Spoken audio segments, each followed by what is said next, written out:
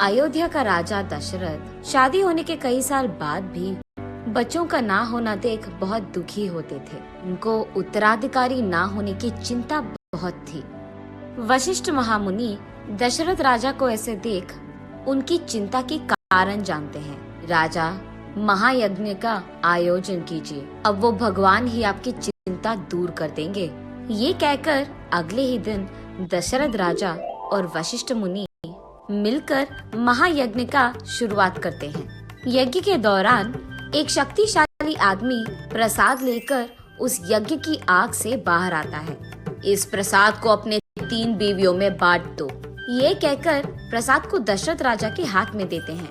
कुछ ही दिनों में कौशल्या को राम, कुछ और दिन बाद सुमित्रा को लक्ष्मण और कुछ और दिन गुजरने के बाद कैकेयी को भरत और शत्रुघ्न जन्मते हैं।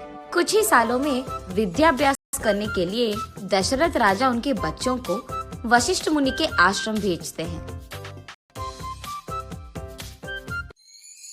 उनकी पढ़ाई के दौरान एक हादसा ऐसे हुआ था कि एक महायज्ञ को एक राक्षस रोकने की बहुत कोशिश कर रहा था।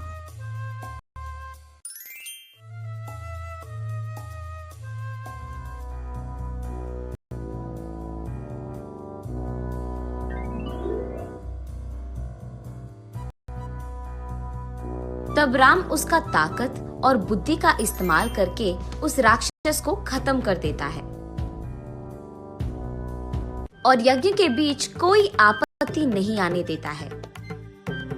श्री राम की वीरता का वशिष्ठ महामुनि कदर करते हैं। दूसरी तरफ जनक महाराज सीता स्वयंवर के लिए डंडोरा पिटवाते हैं।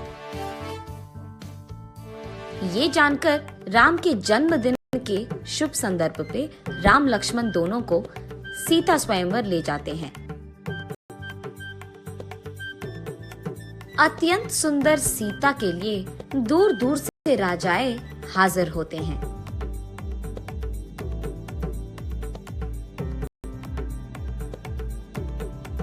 वही मौजूद शिव धनुष को जो आदमी तोड़ता है, जनक महाराज कहते हैं कि वही आदमी सीता के पति बन पाएंगे। वही हाजिर बहुत सारे राजाएं उनकी अपनी अपनी ताकत का दिखावा करते हैं, लेकिन सारी कोशिश विफल होते हैं।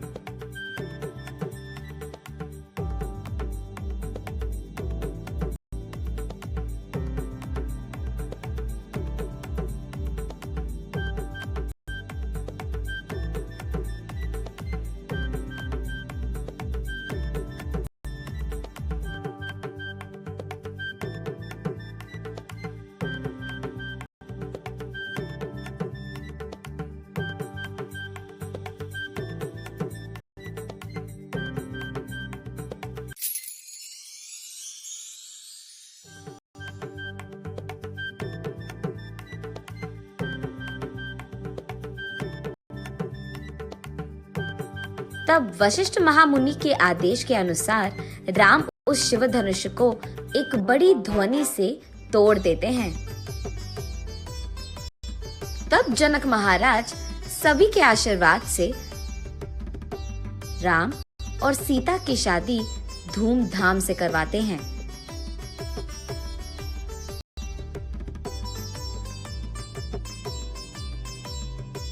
उसके बाद वो दोनों उनके घर अयोध्या पहुंचते हैं।